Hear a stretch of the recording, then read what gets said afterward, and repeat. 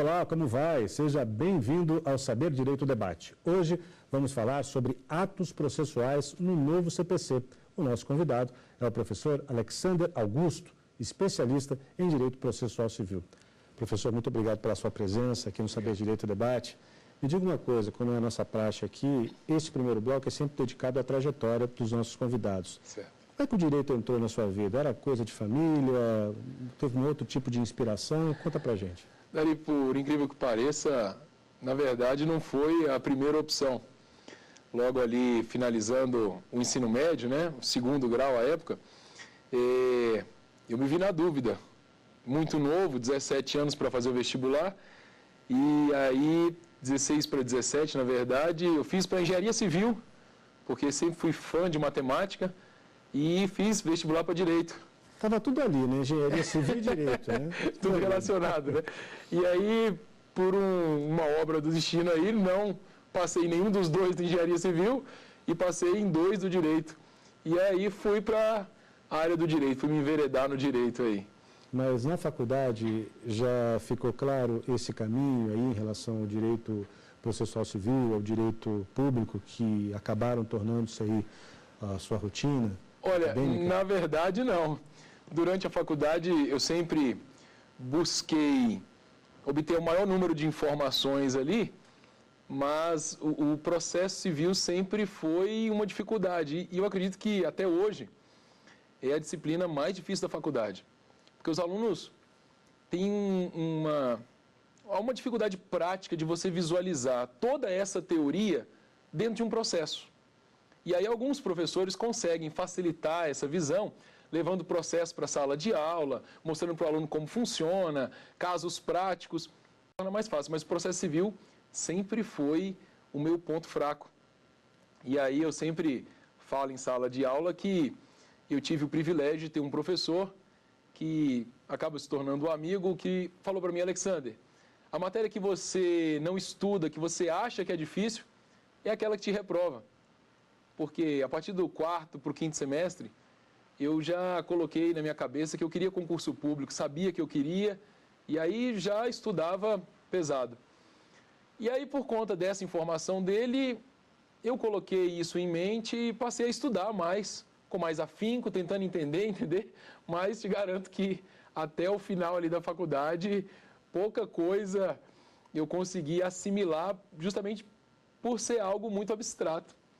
Mas depois a coisa caminhou.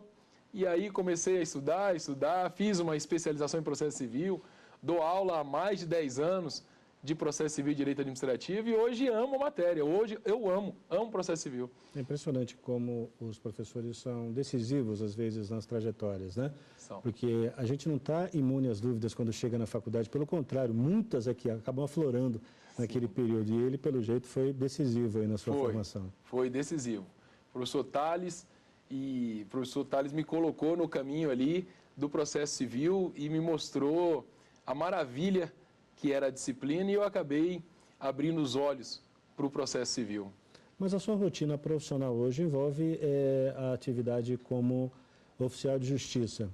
Por que o senhor escolheu esse ramo? Numa primeira escolha, eu quis o serviço público. E aí, dentro do serviço público, uma vez no serviço público, já fui servidor do STJ, fui nomeado para o Ministério Público, fui nomeado advogado da DataPrev. Dentro dessa escolha, eu sabia que mais adiante eu queria oficial de justiça pela liberdade de horário, pela flexibilidade no trabalho e por buscar uma qualidade de vida um pouco diferenciada. Então eu queria mais adiante poder jogar bola com meu filho, poder ir ao cinema durante a semana e deixar a atividade de oficial de justiça separada em outros momentos do dia. A gente tem uma rotina bem diferente do servidor tradicional, né, que tem aquele horário fixo de trabalho, tem ali à sua disposição um estacionamento, um ar-condicionado. A gente não, a gente pega sol, pega chuva, por vezes a gente sai de casa às 6 horas da manhã, volta meia-noite. Eu até, nos nossos estudos aqui, eu dei um exemplo da citação de um cantor. E eu fui citar um cantor de música sertaneja em um determinado local, mas para citá-lo não adianta eu chegar lá meio-dia, 4 horas da tarde, eu tenho que chegar lá às 11 horas da noite, meia-noite. E eu chego a esse local e me informam, não, ele não toca aqui mais, ele toca num outro local. E lá vai. E lá vou eu, 4 e tanto da manhã, para o outro local para encontrá-lo. E é muito engraçado que, chegando ao local, eu perguntei, né, para o gerente quem era a pessoa, e ele, muito feliz, foi me atender. Ah, sou eu. Só que ele imaginava que eu queria um autógrafo.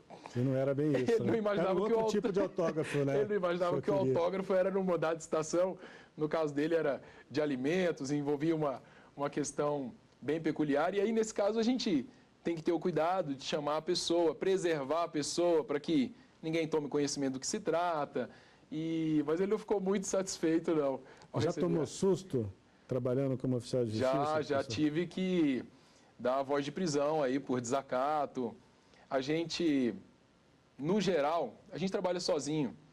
E aí você acaba sendo um alvo muito fácil de quem acaba se descontrolando na situação, ficando nervoso, ou não compreende a diferença do oficial de justiça para a polícia, acha que você é polícia, que você vai prender, ou alguma coisa do tipo, e aí você pode ter uma dor de cabeça no cumprimento do mandado. E já ficou bastante sensibilizado durante uma citação, uma intimação? Aí a gente fica.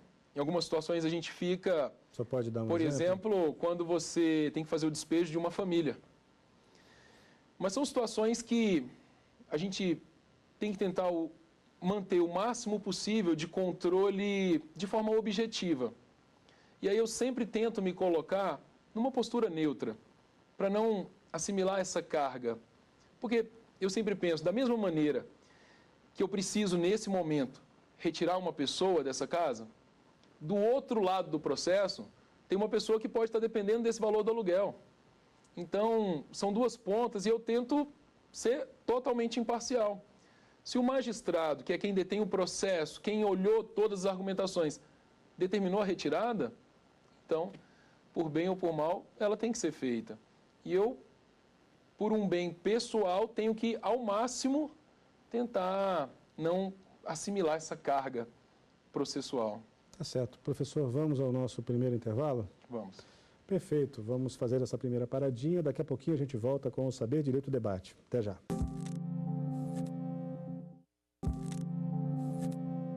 O Saber Direito Debate está de volta hoje com o professor Alexander Augusto, especialista em Direito Processual Civil.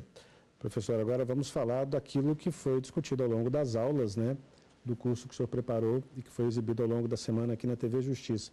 O senhor pensou em quem quando formulou esse curso e qual foi o seu objetivo? Eu pensei tanto nos alunos de faculdade, aqueles alunos de concurso público e os alunos do exame da ordem. Mas para que o curso não ficasse voltado unicamente para eles, como eu visualizo que minha mãe, por exemplo, que não é da área jurídica, gosta de assistir às aulas, eu tentei, ao máximo possível, deixar sem termos muito técnicos e sempre de forma que facilitasse o entendimento de quem está em casa. Não precisa ser necessariamente um aluno do direito para entender aquilo que a gente trabalhou aqui. É certo, então, dizer que a sentença marca a extinção do processo? Olha, de uma forma geral, a gente poderia olhar isso, mas tecnicamente falando, não. Houve uma grande discussão na nova legislação processual para se definir o conceito de sentença. A sentença, tecnicamente falando, ela não acaba o processo. De um modo geral, o cidadão em casa vai olhar a sentença como, ali acabou. Mas nem sempre acaba. Porque quando ele dá uma sentença dizendo, olha, o João tem que indenizar o Francisco em R$10.000 por conta da batida do carro. Eu pergunto ao cidadão, acabou o processo? Para você acabou? Você está satisfeito só com esse pedaço de papel? Não está satisfeito. E foi isso que o legislador trouxe para o Código de Processo Civil. E aí ele diz, não, a sentença ela não acaba o processo, ela encerra essa etapa cognitiva, essa etapa de conhecimento. Então, até essa etapa de conhecimento nós tivemos uma sentença, agora vamos seguir. Se ele te pagar, ok, acaba o processo. Se ele não pagar, a gente inicia uma nova fase que é a de execução. Então vamos atrás desse dinheiro. Um ato processual publicado no feriado de Natal, vale? Bom, dificilmente nós teremos uma publicação dele no feriado de Natal. Mas ele poderia ser praticado no ato de Natal? Pode ser praticado, sem problema algum. A gente comentou durante as aulas sobre citação, intimação e tutelas de urgência. E aí eu até falei da necessidade, por exemplo, de uma pessoa conseguir uma vaga numa UTI. Seria possível praticar esse ato no feriado de Natal? Seria plenamente possível. Agora, caso nós tivéssemos um diário da justiça publicado excepcionalmente, seria válida a intimação? Seria válida. Só que o prazo, por exatamente esse exemplo, estar ali de 20 de dezembro a 20 de janeiro, o prazo não teria sua contagem iniciada, porque é um período em que a contagem dos prazos elas ficam suspensas. E eu até comentei, eu dei o título aqui, Férias dos Advogados, que eu não posso contar o prazo, justamente que é o período que a lei trouxe para o advogado conseguir descansar. Falando em prazo, o juiz pode interferir num prazo previsto no CPC? É interessante, porque a gente sempre tem a ideia de que se a lei falou o prazo, é aquilo e ponto final. Mas aí eu trouxe 3 momentos nos quais o juiz, ele verifica, por exemplo, que ele está diante de um processo que tem 50, 100 folhas numa sentença. E a pessoa vai ter 5 dias apenas para recorrer. Então, é injusto pensar que a pessoa teria que ler 100 páginas, interpretar 100 páginas, impugnar 100 páginas com 5 dias para recorrer em embargo de declaração. Então, esse é um caso que, por exemplo, a lei fala, embargo de declaração tem prazo de 5, mas nesse caso, pela circunstância concreta, o juiz pode estender esse prazo, ele pode dilatar esse prazo. Não, olha, nesse caso o prazo vai ser de 10. Eu até comentei que nas comarcas de difícil transporte, aí a gente imagina uma situação em que a pessoa tem que pegar um barco, tem que pegar um avião, tem que pegar um animal para ir ao centro da cidade, o juiz pode prorrogar os prazos por até 2 meses. E no caso de uma calamidade pública, ele pode até ultrapassar esse prazo. E aí até comentei durante as aulas que, excepcionalmente, se as partes concordarem, o juiz pode até reduzir um prazo que está previsto peremptoriamente pela lei. Então, ele pode alterar um prazo que está na lei? Pode. Dilatar, prorrogar ou até mesmo reduzir um prazo. O senhor falou da sua rotina como oficial de justiça, então aproveite e conta para a gente qual é a diferença entre citação e intimação. Interessante. Para a pessoa que recebe, Dari, vai ser a mesma coisa. Ele vai tomar conhecimento daquilo que o juiz mandou dar conhecimento a ele. A prática da coisa é essa. Mas, tecnicamente falando, juridicamente falando, e aí eu falei para os alunos que vão fazer uma prova, aí tem uma diferença técnica. Porque a citação, eu integro aquela pessoa a um processo. E na intimação, eu dou conhecimento a ela de um ato processual. Então, na lei, a gente fala que citação é o ato pelo qual se convoca réu, executado, interessado, para integrar uma relação processual. E a intimação é o ato pelo qual eu dou conhecimento a alguém dos atos e termos do processo. Então, essa é a ideia. Citação no início do processo, intimação dali em diante. Mas, na prática, quem nos assiste, o cidadão, ele vai verificar que, nos 2 casos, eu estou dando conhecimento. Olha, existe um processo, olha, você tem que ir para uma audiência, olha, você tem que se manifestar sobre uma petição que foi colocada nos autos. A ideia é essa, dar conhecimento de alguma coisa. Houve alguma mudança nos efeitos da citação do código anterior para o atual? Houve efeitos bem importantes, e aí para fins de prova. Então, o código anterior, ele trazia 5 efeitos. O novo código só traz 3. Então, por exemplo, um efeito que é tornar o juízo prevento, para que ele receba outros processos parecidos com esse, isso ficou lá para o registro e da distribuição da petição inicial, que está lá no início do código, lá no artigo 59. Quem nos assiste, se for olhar o código, está no 59.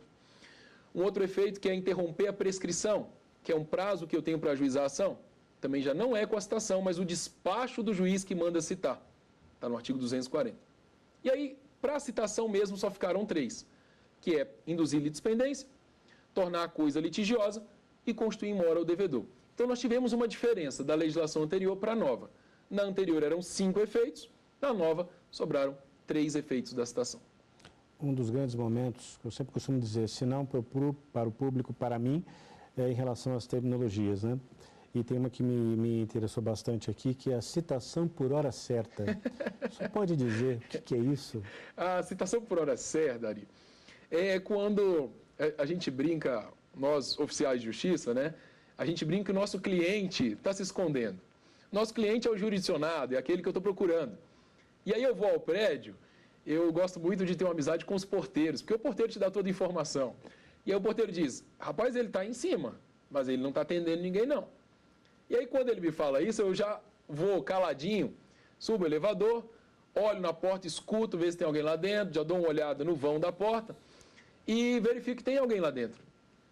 Nesse caso, se há essa suspeita de ocultação, a lei traz os requisitos. A lei fala, o oficial de justiça não precisa se estressar. Está se escondendo? Faz 2 diligências, intima alguém do local, volta no outro dia. Se encontrar ele no outro dia, ótimo. Se não encontrar, é a citação por hora certa. Porque eu marco um horário no dia seguinte que eu vou voltar, dizendo, olha, eu vou voltar aqui amanhã, meio-dia. Se meio-dia ele estiver lá, ótimo. Se não tiver, ótimo também. Está citado. E aí é citação por hora certa. Tá certo. Vamos a outra pausa, professor? Vamos. Ok, vamos a outro intervalo. Saber Direito Debate volta dentro de instantes. Não saia daí.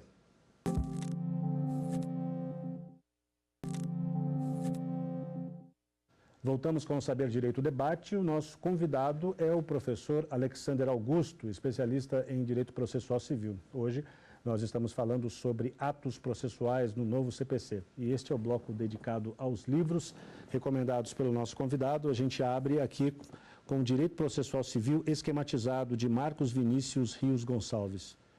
A que se destina, para quem se destina essa obra? O professor Marcos Vinícius, ele tem uma facilidade de transmitir o conhecimento e esse é uma indicação assim para o aluno da faculdade e o aluno que está estudando para as provas em geral. É uma leitura fácil, ele traz alguns pontos ali, você vai verificar que ele deixa em negrito, faz alguns quadros esquematizando as informações. Então ele facilita bastante para você compreender a estrutura de toda a temática que envolve ali. Quase um manual, né? Um manual, assim, exatamente. Né? Facilita bastante. Facilita muito. Tá, o senhor trouxe também aqui, acho que é esse aqui que a gente colocou na ordem, né? Ou é o outro? É esse aqui? Uhum. Então vamos para esse aqui, então. De Cássio Scarpinella Bueno, Manual de Direito Processual Civil. O que a gente pode falar sobre essa obra? O professor Cássio Scarpinella também traz aqui, num volume só, a informação do novo CPC. É também um livro com uma leitura muito fácil, tal qual a obra do professor Marcos Vinícius. Ele vai ajudar o aluno ali da faculdade, que está se preparando para uma prova, a compreender toda a estrutura da nova legislação processual civil. Também uma linguagem fácil, acessível, fica muito bom. Estava falando aqui do tempo dos atos processuais, né, que a gente comentou no bloco anterior. Exatamente, exatamente. Ele fala aí de toda a legislação, na verdade, todo o Código de Processo Civil. Tá certo. Temos aqui também, que o senhor trouxe para cá, de Fredier Didier Júnior, curso de Direito Processual Civil. Certo. Dari, o professor Fred é uma referência para mim em processo civil. Gosto muito do curso dele. Agora, exige um conhecimento mais aprofundado. Isso aqui já é para iniciados. Já iniciados, exatamente. Ali, depois que o aluno já compreende a estrutura do tema, aí ele pode passar para o estudo aqui do manual do professor Fred, que ele é bem mais aprofundado e ele exige, de uma forma ou de outra, que o candidato aí já tenha um conhecimento daquilo que vai ser trabalhado. Mas é uma obra muito, muito boa. É uma obra de referência, né? Como todas essas que o senhor trouxe aqui. Todas. Eu gostaria de tratar com o senhor também de outros assuntos relacionados à aula que o senhor deu aqui, né? As 5 aulas, sobre contagem de prazo, né? Já que a gente está falando em tempo de ato processual. Como é que o advogado de um dos réus, por exemplo, ele ficaria sabendo se o outro réu vai apresentar defesa ou não? Isso é interessante e aqui eu tenho que dar o crédito à professora Viviane, que foi outra referência lá durante a faculdade. E a professora me ensinava sobre a história da contagem dos prazos. E a gente tem uma questão dentro do CPC que fala que quando eu tenho, por exemplo, 2 réus, e eles têm 2 advogados diferentes, com escritórios diferentes, eles têm prazo em dobro. Então, imaginemos que quem nos assiste é um advogado, e essa pessoa que nos assiste é o meu advogado. Ele sabe que é o meu advogado e automaticamente, Dari, ele sabe que não advoga para você. Então ele está confiando que você vai contratar um advogado e que você vai apresentar a sua defesa. E, logicamente, você não é do mesmo escritório que ele está confiando nisso. Então, por essa situação, ele conta o prazo em dobro. O prazo da defesa, que é de 15 dias úteis, a gente fala que são dias úteis, prazos processuais, ele está contando com 30. Só que ele é surpreendido no último dia do prazo, ele apresenta a defesa com 30 dias, mas você não aparece. Como eu saberia que você não iria apresentar a defesa, Dari? Não tem como saber. Então, o meu advogado ele não tem como saber. O legislador, pensando nisso, falou, não se preocupa. Eu estou ciente que você não teria como saber. Até aqui, o seu prazo é em dobro. Daqui para frente, você já sabe que o Dari não veio. Daqui para frente, cessa esse privilégio e aí o prazo volta a ser simples. O CPC, ele estende esse prazo em dobro para mais alguém? Estende. O CPC, eu gosto muito da nova legislação porque ela simplificou demais os institutos. Falou assim, olha, o prazo é em dobro para essas pessoas que a gente falou, para Ministério Público, Defensoria Pública e órgão de advocacia pública. E aí, falava da professora Viviane, professor Thales, eles foram bases no meu caminho pelo direito. E aí advogamos no núcleo de prática jurídica.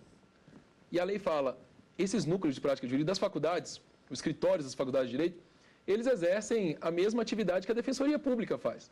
Então, além de Ministério Público, Defensoria Pública, Advocacia Pública, eu estendo esse prazo também para esses escritórios das faculdades de direito e outras entidades que sejam conveniadas com a Defensoria Pública.